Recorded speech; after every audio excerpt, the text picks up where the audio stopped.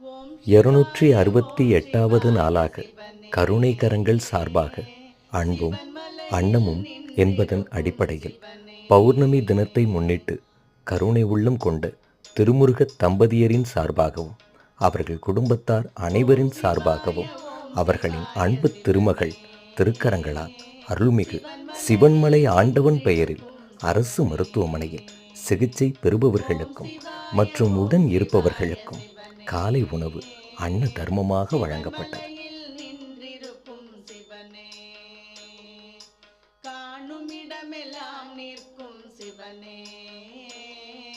பக்தர்களை காக்க வந்த சிவனே, காணுமிடமெல்லாம் நிற்கும் சிவனே, பக்தர்களை காக்க வந்த சிவனே.